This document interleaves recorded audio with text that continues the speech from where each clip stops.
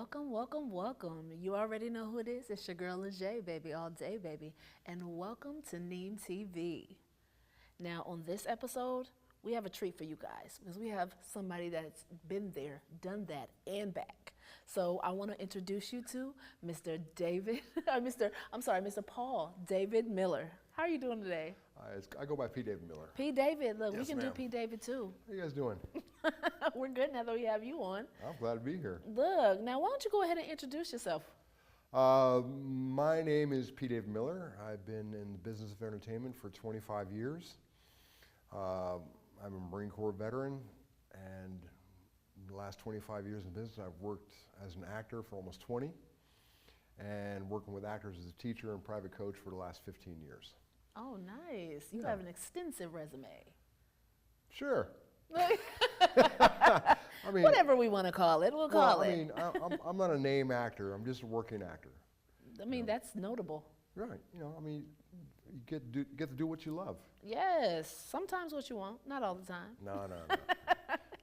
Now, being that you have such an extensive history in this industry, what would you say the difference for you is and some pros and cons of working on a movie versus a show? To me, there's no difference Really? because a movie is a movie, film, or TV show, whatever the case may be. It's still the same process. You still have to know your thing as an actor, and then if you're working under as a crew guy, you have your responsibility, and then you got to do your job. And then when you come in as an actor, it's just based on the genre or the tempo, the flow, the writing. You have to understand where it is that you are as the actor in that story. Yeah. And so it doesn't matter if it's TV or film or music videos or industrials or commercials, it doesn't matter. You're still being hired to do a job to sell the product. It doesn't, the product is the show. The product is the movie. The product is the film. And so you're just a small piece in the big machine that goes on to put these productions up. Okay, I understand that. Now, I know that you have a background in teaching. Yes. So when it comes to the shows, and when it comes to teaching, and when it comes to movies, do you feel like teaching has broadened your sense of, has broadened your talents in acting, or has acting, broadened your sense of teaching? Like, how does that work? Teaching, like acting, is an ever-evolving thing. When I'm working with actors in a class environment or I'm doing one-on-one private coaching with actors, I learn from them as well as them learning from me. It's because acting is not a linear thing where you start here, go there, end up here. It's a journey. It's just like everyday life where we're having a conversation. Right. You're listening to me, and then you're processing what I'm saying, and then you're gonna come up with something to go with what I'm saying. That's not the thing as an interviewer, it's just as two human beings having a conversation. Right. And so there's nothing that's like this the whole time. There's always a thought process going on. Gotcha. And so you're replying back. Yeah. And so when I'm watching other actors work, I'm learning from them. My greatest lesson as an actor, I did effects on a movie called Bobby with Anthony Hopkins and Harry Belafonte. I'm watching these two guys work. Yeah. And it's a light day for special effects, and I'm watching these two greats do their thing. And I'm sitting there going, wow, it's a masterclass. Because even though I'm there as a crew guy, you're still learning and picking I'm up. watching what's going on Yeah. with these two guys. And Harry Belafonte, God bless his soul, he was so awesome. And Anthony Hopkins, awesome. And so I watch these guys do their thing. And it's the chess scene inside the movie. And because when I started auditioning, I'm a theater trained actor. Right. And so I was big. Yeah. On the scene. Projecting, Yes. being big so the last person in the audience can see or hear what I'm doing. And then the casting director, when I first started doing auditions, back when auditions were auditions, Right. you know, the casting director said, "You're a great actor, P. David, but Bring it down. to Box here." it down a little bit. And then when I saw that between Anthony Hopkins and Harry Belafonte, that just emphasized storytelling. Come on. You know, so when I'm working with actors, I'm listening, watching, processing what they're doing, Right. which helps me as an actor, because we as actors, we're a community of creatives. Exactly. We're storytellers. Yeah. And so there's no one way to do a role. There's really not. You know, it's just like there's no one way to how you're going to be in a certain position, you know, a certain place. You go to a club, you're going to be acting a certain way. You go at home, you're going to be acting a certain way. You're on the street, you're just hanging out, you're going to be acting a certain way. Right. So acting is life. Being an Aw. actor is the vehicle of the human condition. All the world is a stage. Exactly. I know that's right. So it doesn't matter if it's TV or film or stage or commercials or music videos, we're all part of the storytelling process. So do you prefer teaching as opposed to acting? I love both Yeah. Equally? equally. Really? Yeah, it's because I like being around other actors. It doesn't matter if they're fresh off the boat, don't know anything about acting, don't know anything about craft, or don't know anything about the business, they're still a creative. Definitely. And being around other creatives feeds the soul. I agree. And so when I'm teaching and sharing and receiving from the actors, because they're not students to me, they're actors. Yeah. And so we're sharing, and then we're experiencing, we're having this moment, and then that transfers over to when we're on set working. It's still the collaborative effort. You know, so I we're, love that. you know, so we're creating as well. And so it even goes down to the crew position, because in their technical expertise, they are creating. Yes. I mean, you know, look at all the lighting. That's a whole creation. They're creating a mood for this interview. Most definitely. You know, the set dressing with the trees and the furniture and these little cute little balls right here. You know, the creativity to bring this into a life of this Yes. moment is all part of the creative endeavor. Most definitely.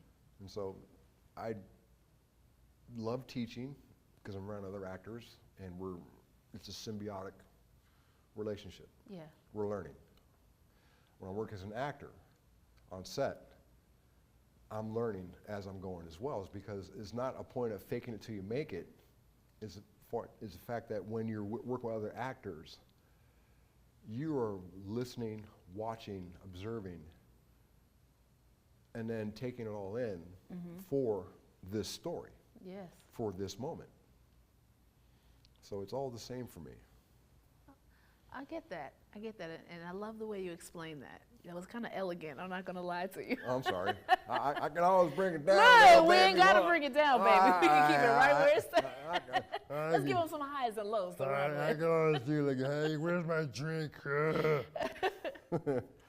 Now, with your 25 years in this business with acting, No, actually, I've been in the business for 25 years, working special effects, working stunts, directed a couple things, produced a few you've things. directed.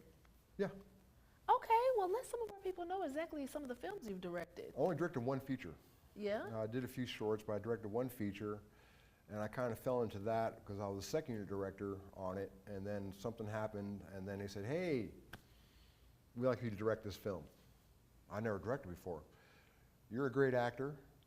You work crew, you know how to set things up, you know about camera, you know about lighting, you know about sound, you know about set design, all the stuff that you learn as you go into this business. You can direct. So what's the most important thing that you've learned? They're all important. Yeah. They just are. Because somebody gave me an opportunity.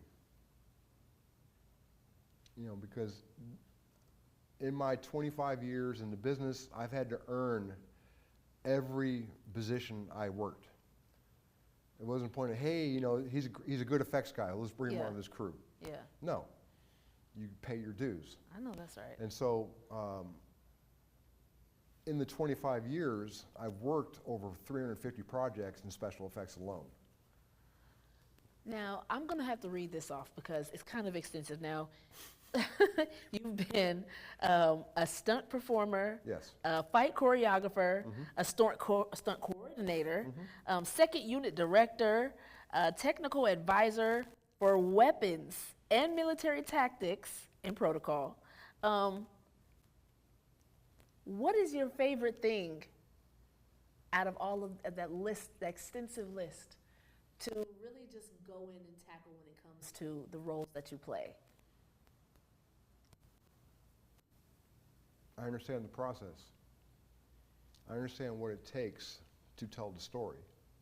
Is there a favorite thing that you like to really just bring out, whether it's, because for me, probably my tactical with weapons would have probably been my thing. Like, you got something, I got something, we gonna bring out the big guns on you, you know? But well, like, what would you say is the most fun, that brings out the most fun in a role or in a set, in a movie, in any kind of film? Pause real fast. Okay. Sorry about this.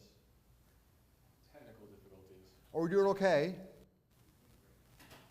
You are doing great. Okay. I got a fire you, I'm sorry. Oh, Hi, Seth. Got a what? you ain't firing me. That one, It's died. it's cutting, it's crackling and cutting in and out too much for me. On how many Might questions? have been, she was facing down.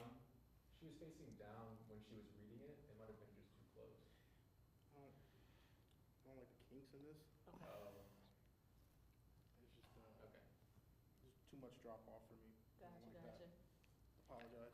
No You, I'll give her mine? Yours is fine. Oh, okay, fine. All right, we're gonna take a quick little He just fiver. want to be like me. Great questions. When you're talking, going in and out. It's annoying. Gotcha. Okay, you guys are doing good.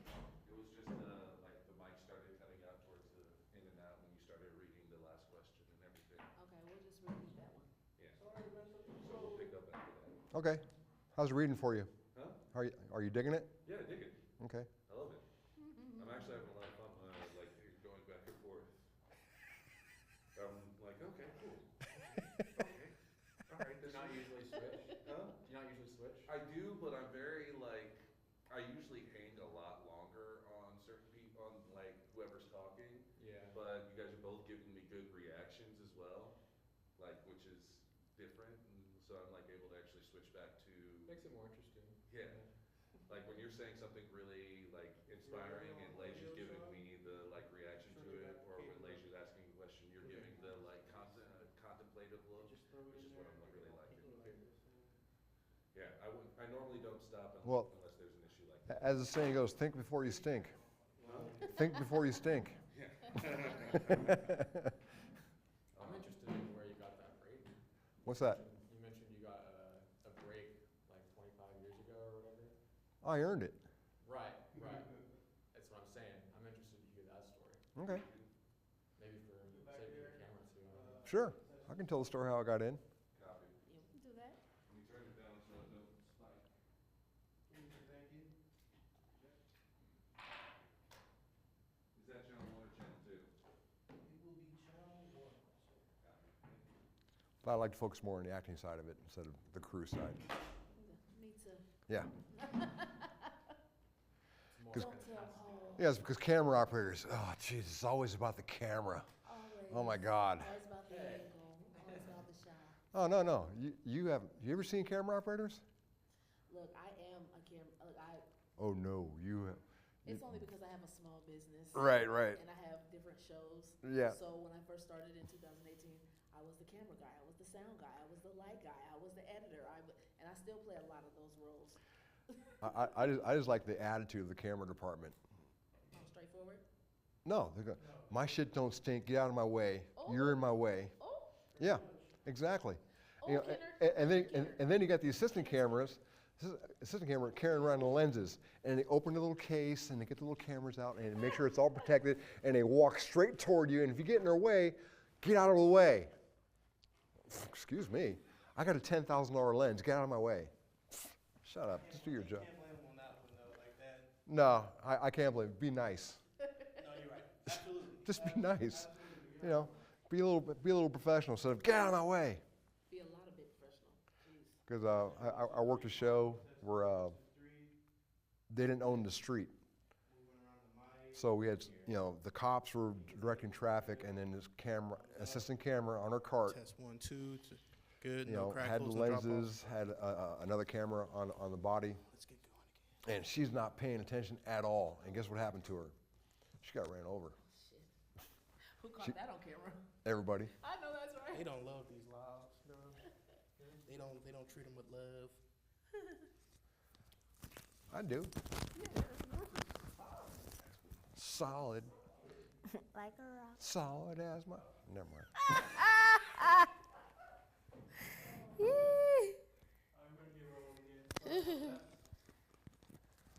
Oh, hold on. Let's switch this around. There we go. All right. Well, while you guys are still messing with that, I'm gonna get my coffee. Cool? No. Let's there we go. It's coming apart.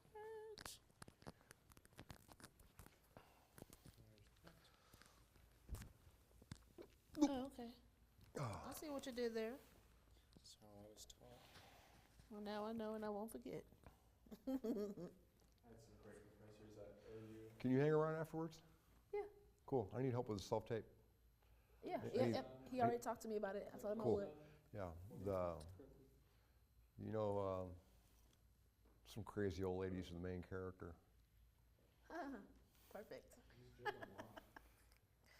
Don't give me the chance to act up. Well, she was an Academy Award winner. Come on. Yeah. So I gotta be on my P's and Q's for that one if I get it. Okay, what we're doing? 10 seconds. Okay. Do you guys need me to repeat the last question? Yes. Okay. What was the last question? We went over all your I'm accolades. old. I Look. forgot. Which one from the top where you're asking it? Okay. Right. Okay. Ready?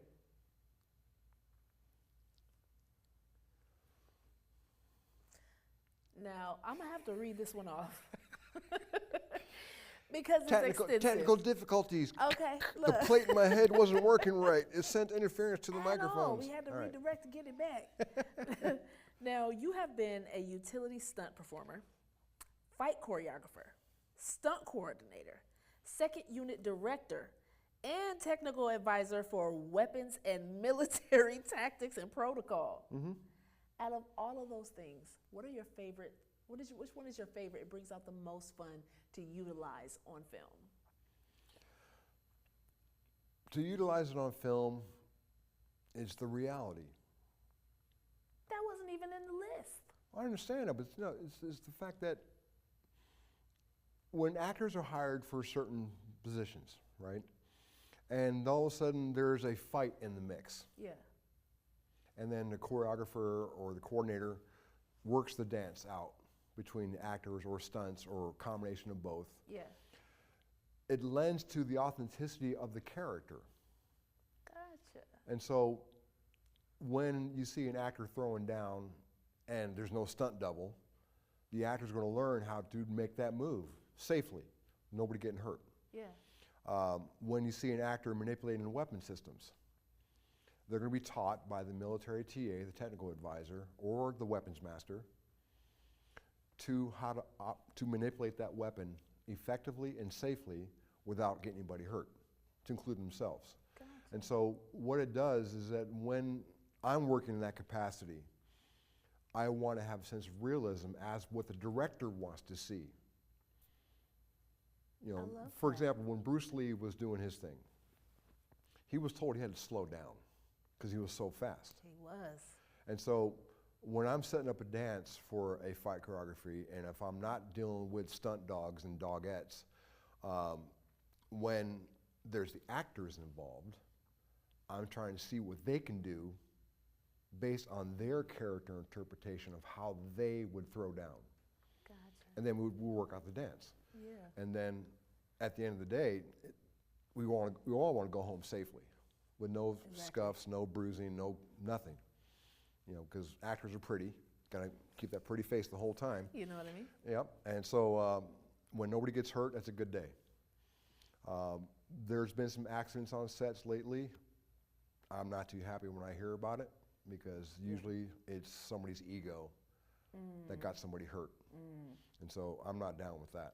No, I feel you on that. And so when I'm working as an actor and I'm told that I got to work out a sequence with the choreographer or the stunt creator, because they're not, you know, for the level of shows I worked on as an actor, they don't have the budget to have a stunt double for this. Gotcha. So I'm doing my 'Cause you own have stuff. Realism Exactly. stuck behind you. And so I'm working the dance with the coordinator or the choreographer Yeah. to make it look good. And that's our job as the actors, to make it look good, to make it real for us, I love and that. real to the audience is watching what's going on. Yeah. Because we can all see a bad move. Yeah. Or when the military guys and gals, they see a military type show and then they're doing wrong weapons manipulation, or they're wearing a uniform wrong, or there's something's not right with the wardrobe. Yeah. You're gonna have a lot of people in the military, veterans, going, Right. what?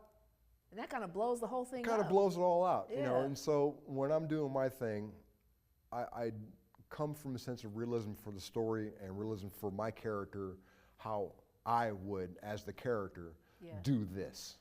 Well, you have an extensive background in military. Yes. So, being that you have that background in military, where was the switch off for acting? Like, how did you get into the acting portion? All right, here's a good story for you. All right, so I came to Hollywood in 1998, Okay. and I went to Hollywood to do special effects, period, end of story. In 1995, I met a guy named Joe Lombardi. Shout out Joe Lombardi. Joe Lombardi is known as the grandfather of special effects. Okay. Way back in I Love Lucy days, even before that. And so, this is way before the internet, so I'm researching, trying to get hold of the trades or whatever I can get on, see what I want to, if I can get to Hollywood and do special effects. Yeah. And so, unbeknownst to me, Mr. Lombardi had passed away on location in Bulgaria. He was an old man. And so the joke is, and I say it all the time, I joke all the time, is that we don't retire in this business, we die in this business. Look. Because we love it. There's nothing else in life makes sense. And come back as somebody else in the business. And so when Mr. Lombardi passed away, I still went to Hollywood. I didn't know. Yeah. And so I went to the shop where he owned, and I said, hey, I'm here to see Joe Lombardi. Oh, he's not here. Okay. He told me that when I got out of the Marine Corps, I have a job. Oh, well, he's not here. Okay, well, here's my number, cell phone number. Yeah. When he comes back, have him give me a call. Well, Mr. Lombardi passed away. It wouldn't have been nice to lead with that. Hollywood never tells things straight out. Oh, jeez. And so I said, well, that kind of sucks. Well, I'm here to work. Well, whatever agreement you have with Mr. Lombardi, died with Mr. Lombardi. Okay. So I wasn't going to be denied. And so I went to every effect shop that I knew about in LA. And so I got into one guy's shop, and then his number one and I had an issue on a shoot day. And so the boss let me go. It happens. Yeah, what are you going to do? And so I went back to the shop and said, hey, we have a position opening for you. Would you be okay sweeping the floors, cleaning stuff, and learn how to fix things? Yeah, sure. It's like, because this is my mentality. It comes from the military life. You got to learn before you do. Right. And so I didn't mind being, a guy who swept the floor, cleaned the toilets, fixed the equipment, learn how to fix the equipment, learn how the equipment works. That part. So I was learning every aspect of special effects in the shop. Nice. What equipment does what we can do with this, learn piping, the difference between pipings for certain gags, learn what wind machines work with certain gags, what smoke machines work with certain gags, how to build props up, for breakaways, all these things I learned before I went out and started doing special effects. Nice. And so I come from the school of learning. And it doesn't matter if it's special effects, it doesn't matter if it's stunts, directing, screenwriting, doesn't matter what position you are in the world, Yeah. is that you got to know it, you got to learn it, Yes. and you got to pay your dues. And so how I got into acting, and so I was bouncing clubs in LA, and Randy Goodwin, who's an Omaha local here, and his two partners. Randy was off shooting something in Canada, and then I was trying to make money because, you know, you got to make money. Right. So I was a big dude at the time, so I was bouncing clubs, make money. Come on. Exactly. And so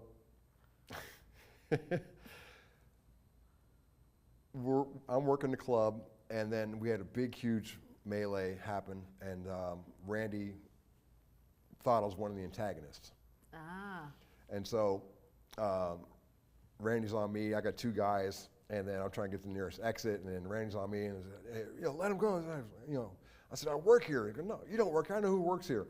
Well, then one of the guys who hired me, yeah, he works here. He's part of us. So that's how I met Randy and his two partners. And then a couple weeks later, we had another blowout, and it was a rough night. And then at the end of the night, we're all waiting for our envelopes, you know, for a cash payment. Yeah. And then one of the guys, he worked on The Rock. And he was telling me about all the things he had to do to learn weapons and tactics and so on and so forth for The Rock, the movie The Rock, not the guy. Right. And I started laughing. I go, oh, man, you did that thing part-time. You went home at the end of the day. I lived that 24/7, 365, 366 on leap years. And so, what do you know about this? I'm an ignorant idiot. I don't know anything about this. And so I challenge you to take an acting class.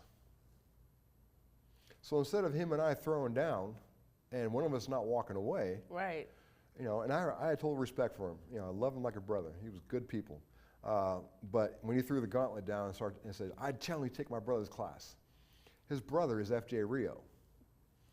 And so F.J. Rio and Scott Albright, they had a thing called the core class. Mm-hmm. And so it was a scene study under the method. And so I audited the class for a while. And then it got to a point, 3 months later, FJ goes, hey man, piss or get off the pot. Look. So you know what? I'm digging this because when I was growing up in San Francisco, I was part of the Everyman Theater Group. You know, it's Shakespearean repertory. Oh, nice. And so I was a rough kid. And so I was involved with gangs and living in the projects, and you know, it wasn't a good life. Did you find that background helped you a lot in everything that you have done in the industry? No. No? Let me finish how I got into classes. And so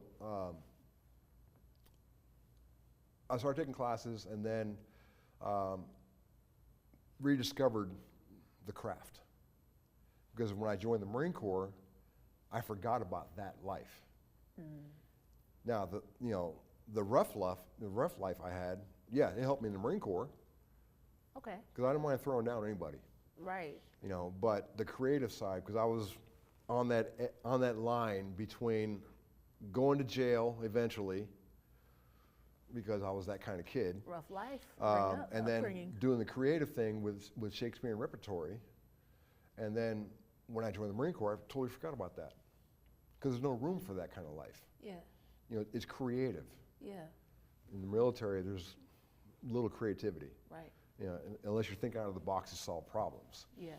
And so I started training with FJ and Scott, and then I started taking other classes because the love, remembering what I was doing in Shakespeare repertory, was reignited through the classes. And so going back to paying your dues and learning how to do the do, I trained for 3.5 years before I went to one audition.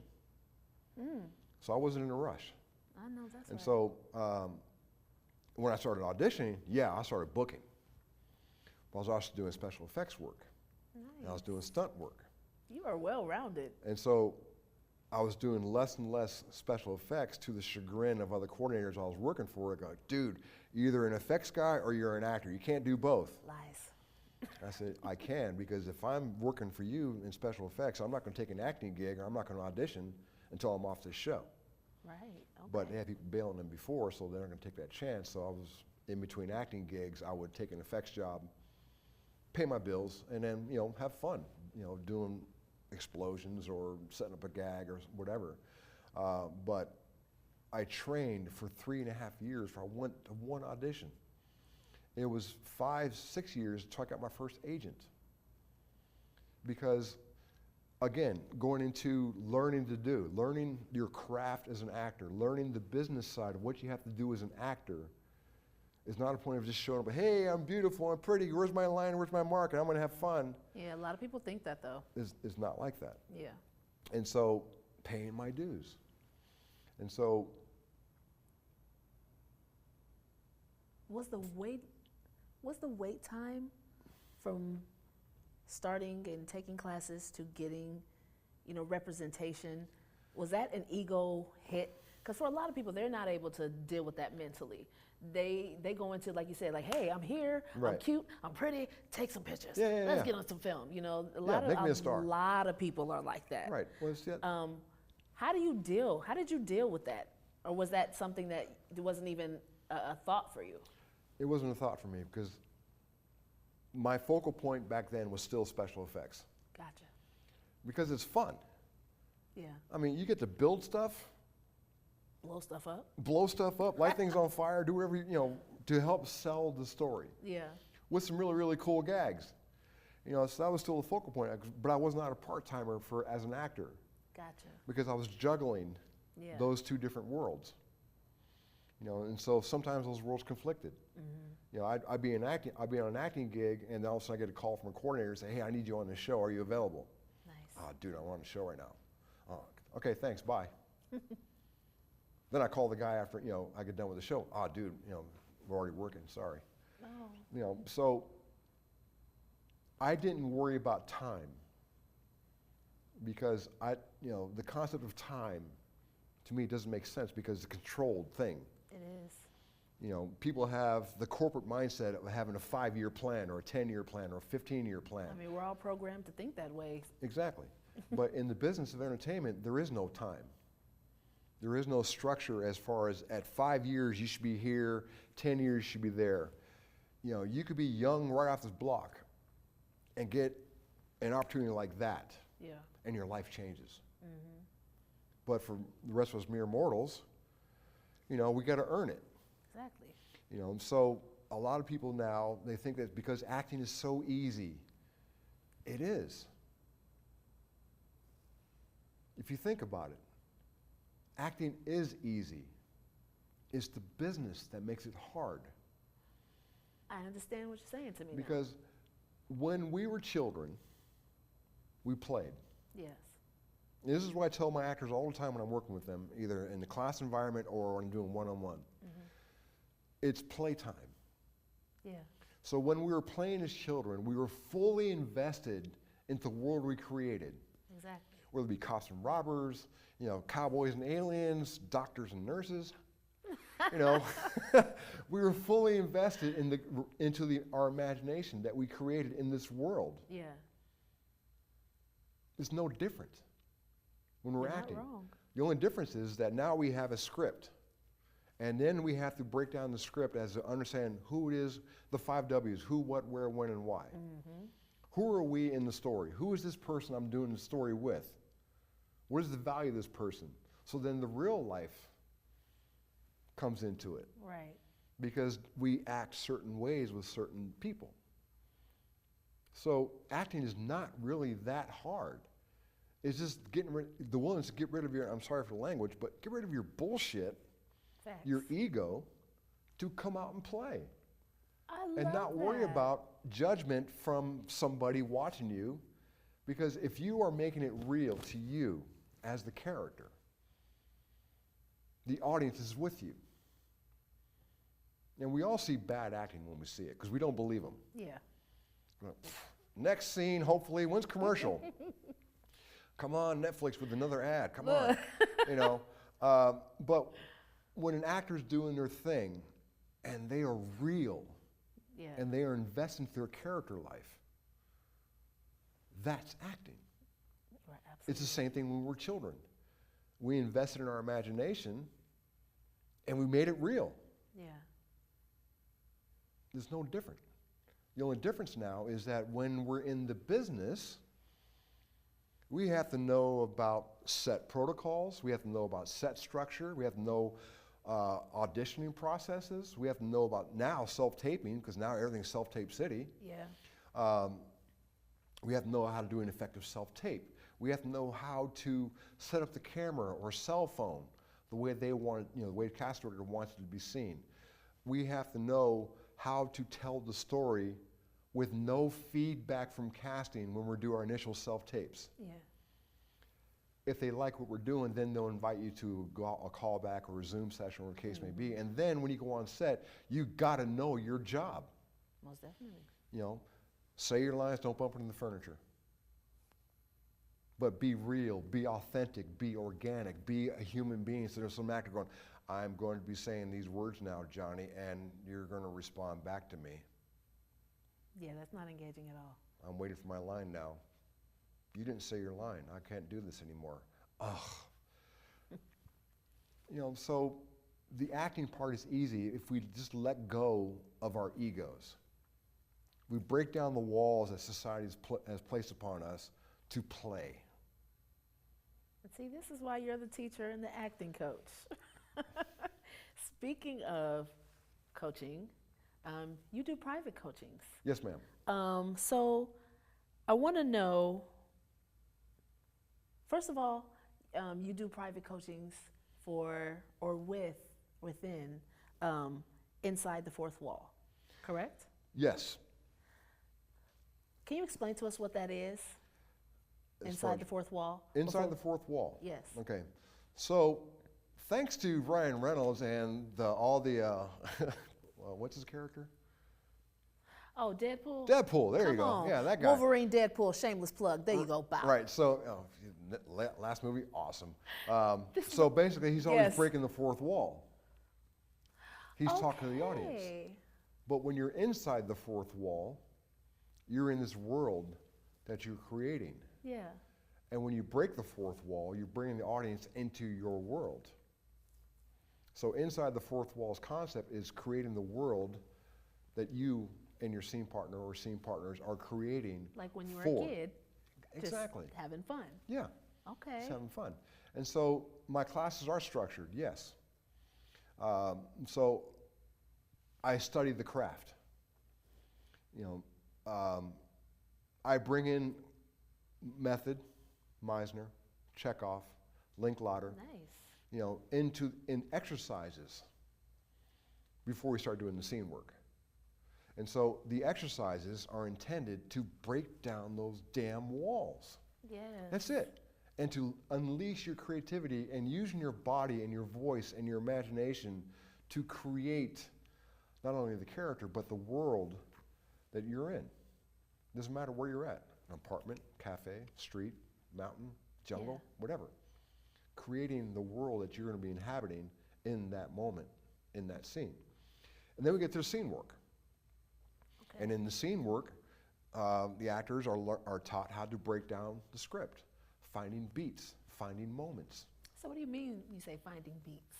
Finding a beat is, a beat in the terminology is a change of thought, a change of action. You just had a beat.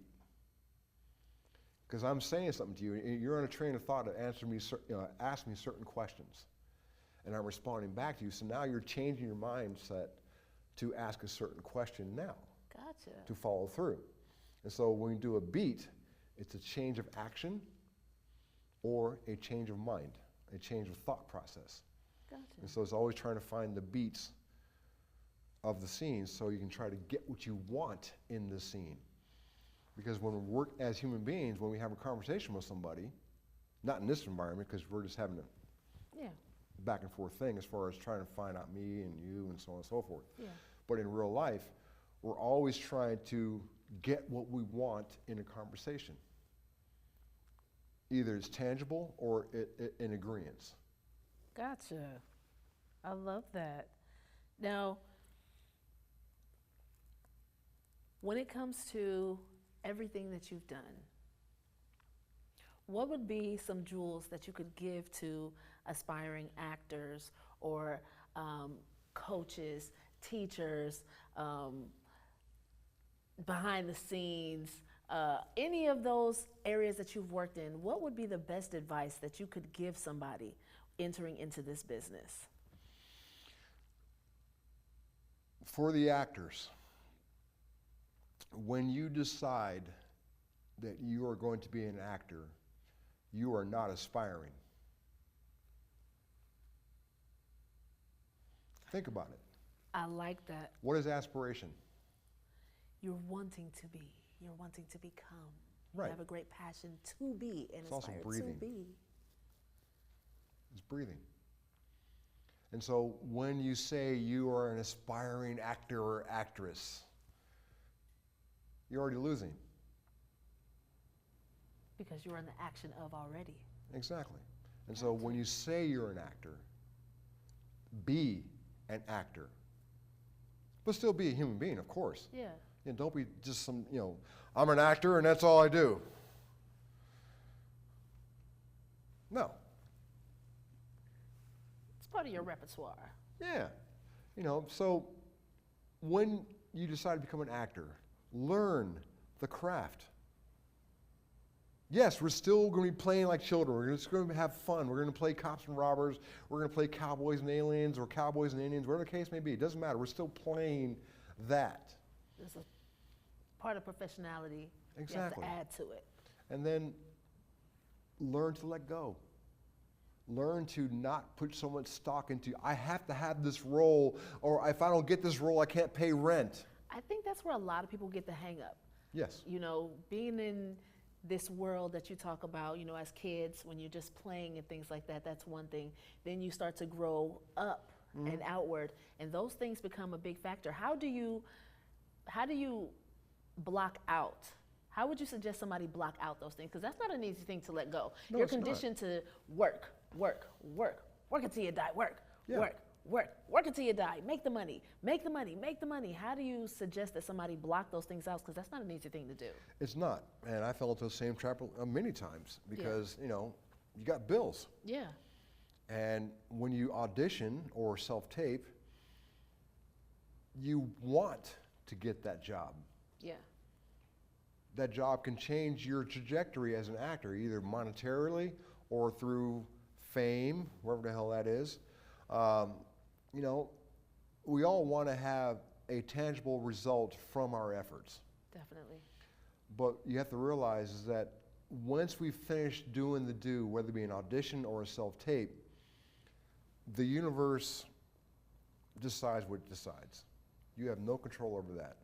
So when you're working as an actor and you're doing the auditioning process or self-tape process, you do it because you want to share your craft, your art, freely and willingly without expecting a result. So it's hard because we want to get that. But we also have to understand is that this business has its own things Yeah. that we can't control. What we can control is what we do as an actor. And so when we do our presentation in the auditioning process or self-tape process, we are doing it because we love to perform. We love to share our art with whomever is watching. Definitely. And when they see that, they're more apt to see you, maybe not right for this one, but maybe the next one or the next one. Yeah. So that's the payoff. That's the reward. If you get a call back, awesome. If you get an offer for a role, even more awesome. Definitely. But everybody puts value into results. And it's nice if the world operated based on results, It would be. but it doesn't. It doesn't. Because talent is subjective. Definitely. And so interpretation of art is subjective. And so if you are sharing your art as an actor, you're doing it because you love it. Yeah. Now, life gets in the way, All the time. Because we got bills, and if you have children, you got the needs of your children, you got to take care of your family, and you got to make that money to take care of your family, and your family may not see you as that person doing acting stuff. They're going to see you as, well, you're shirking your responsibilities to us as the family because you have to provide for us as your family. Right. Or mommy and daddy has expectations of you. It's like, what, God, you're doing so good in school. Why can't you just be a lawyer or a doctor or whatever? Why do you want to be an actor? There's no answer for that. Exactly. It's up to the individual to answer that for themselves. But where there's a will, there's a way. Most definitely. You know, so if you have to work 2, 3, 4 jobs, you're going to work 2, 3, 4 jobs. And you're going to make every effort that you're going to do to be available for that acting opportunity, whether it be an audition, self-tape, or being on set. Yeah. You're going to make room for that because that's what feeds you as a human being. It feeds your soul to be this kind of an artist. And so it's really, really hard to be in this business because everybody has expectations of a result. Whereas if you just see it as art and you're sharing your art, Yeah. that's the reward. Most definitely. So it doesn't matter if you're a director or a screenwriter or a grip or a camera operator or special effects or stunts. It doesn't matter. It's because all those departments, we all have a tangible want, need, desire. We want to pay our bills. And when you're first starting out, you're not going to pay your bills. Yeah. It's just the harsh reality. Yeah. Because there's so many things out there right now where they offer copy credit meal. Yeah. You know, can't pay your bills on copy credit meal, but that thing you just volunteered for could be seen by somebody who goes, you know what, I like this concept. I like this actor. I like this director's vision. I like the writing. Yes. So you're taking a chance by Exactly. sharing your art for free. Somebody might see it and say, you know what, I like this. Yeah. Now, talk to me about creative expression through acting. Right. How that got started. What is it? I'm a veteran. We see that. I lost a lot of friends. And this is a very sore subject for me. Because I lost a lot of friends. And suicides. And so the stigma of 22 a day, 22 veterans a day killed themselves. This is real. And so I created a program just for vets. And basically it's called Creative Expression Through Acting. It's for veterans to get together if they want and to have fun. So we will do performance improv, some improv games, cold read scenes, meaning that they will get a script and 2 or 3 pages, and then they do what they want with that scene, with their scene partner. The reason why I created that program is in my way to stop the 22 a day. Because it kills me that all these veterans who served their country and went downrange come back and society does not embrace them. Yes. They say they do, but they don't. They don't. You know, and so what is a veteran going to do? A veteran has a purpose. People in the military have a purpose, they have a mission. Most definitely. And so once they come out to the real world, you know, it's dog eat dog, people stab you in the back, you know, they promise you things, they don't come through their promises, and it Right. affects your psyche, it affects your mentality. Yes.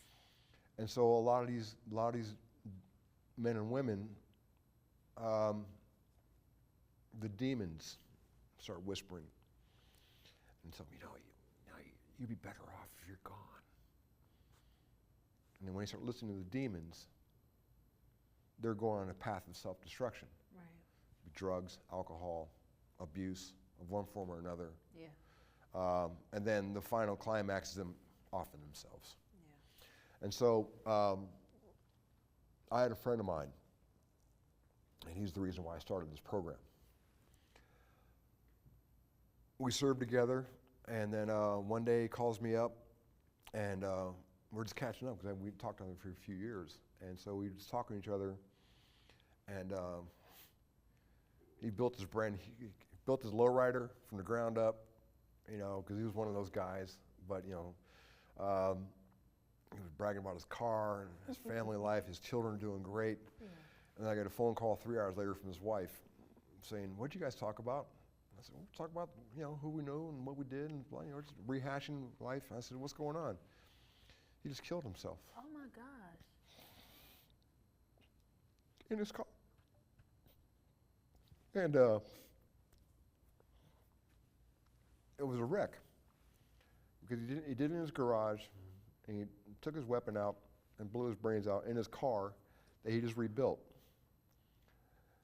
And I was furious, not at her or the children because they were innocent as far as that goes, but Yeah. when we talked, he gave no inclination as to what he was planning to do. But I found out that he was calling around. All the guys were still around. Just to catch He was up. just reaching for a handout. No. He already made it in his mind that he was going to do it. Oh. He was just calling around the guys who answered the phone or who were still around just to talk about the good old days. And then he ended himself. And so I don't want that to happen. And so my program I created for the veterans is basically to learn how to have fun again. And if the demons are whispering to you, telling you to do things, reach out to people in the group and just talk Yes. and hang out. No matter 24/7, doesn't matter. Answer the damn call. I love that this initiative is advocating for the mental, emotional, and physical wellness of, a lot of our veterans. A lot of people, a lot of the veterans go under the radar. Yeah. Some people just don't pay attention. Some people don't notice or recognize. And then some people just, really think that they're strong enough. You've been there, you've done that, you should be strong enough. But, that's a misconception. And I'm glad that you were being, a veteran yourself in the military. You saw the need, you felt the need, and you're supplying for that need. I'm trying to make a difference in my own way for veterans, to understand that the military life, the things you learn, the things you see, things you've done, not all of it is transferable to a good life out here in the real world. Because a lot of folks don't understand. Exactly. And so I'm trying to not have a sense of purpose for them because they can find their purpose their own way. I'm just offering a channel Yeah, a gateway. to just release and have fun and understand that anything outside your 6-foot periphery, you can't control. Right. The world will do what it's doing. The Most world is still the world. Politics is still the politics. Religion and its dogma is still dogma. Family life is family life. You can control that a little bit. So, But when life starts beating you down, because when you were something in the military and all of a sudden you just want to just Joe everybody yeah, here in the real world, it affects the some psyche, people. Yeah. And so I just want to have a sense of community within the veterans that come to the class, or even any veteran at all, is to reach out and ask for help. Don't be love too that. proudful. Is there a number, a email somewhere where they can get a hold of you? And if somebody wants to come on and they want to donate their time Right. and their skills, is there a way for them to get in touch with you for this? Unfortunately, I'm just moving here to Omaha. I've been here less than 4 months now. I'm trying to find a space for me to have not only my acting classes and a self-tape service, but also a space for veterans to come in and play. Yeah. And so I'm still looking for a space to do that. Okay. But if anyone wants to reach out to me, my email address is insidethefourthwall@gmail.com. I answer all emails. If anybody has my number, just want to talk, reach out to me and give me your number, and I'll reach out and talk to you. That's amazing. I am not a licensed psychologist. I am not a licensed therapist. Yeah. I cannot offer any advice to anybody. I mean, it's pretty cut and dry what you said this is for, how it works. Yeah. And so the VA system, we all know, is a failure, especially in that regard. And if somebody wants to blast me for saying that, fine, go for it. But facts are facts. Right. We have 22 a day killing themselves. That's the fact. And so I'm going to do what I can in my own little world to stop that. Now, I've had veterans in my classes still decide, and I can't change that. Right. I had one guy, he was a Vietnam War vet, and every class day he told his wife, I must go to P. David's class. I have to go. Because he was also older, Yeah.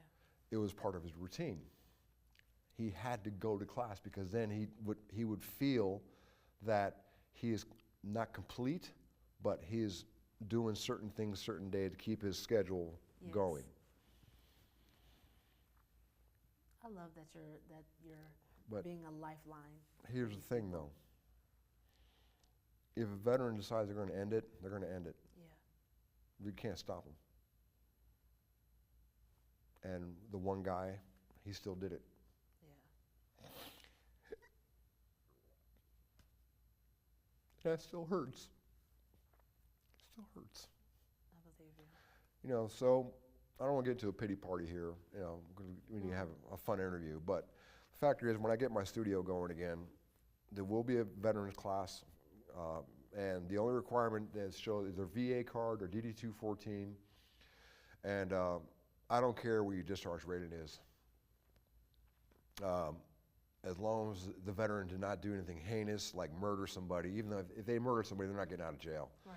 Or anybody who has, any egregious crimes, even though they may have served time in the brig or whatever, Right. there are certain elements that I do not want in the class. Right. I agree. So I don't care if they're dishonorably discharged or other than honorable or honorable discharge or whatever the circumstances are for their release from the military. I don't care. Just come to, when I have the classes, come to the class, have fun, and then support each other. Most definitely. And so that's my goal. And so hopefully I'll get a space soon. Well, we're going to be advocating and looking around because I do feel the need for this. And like I said, I love that you're being a lifeline for these people that, might feel like they don't have one at the moment, because of the things that they've gone through and their status now. Right. But I want to thank you for coming on.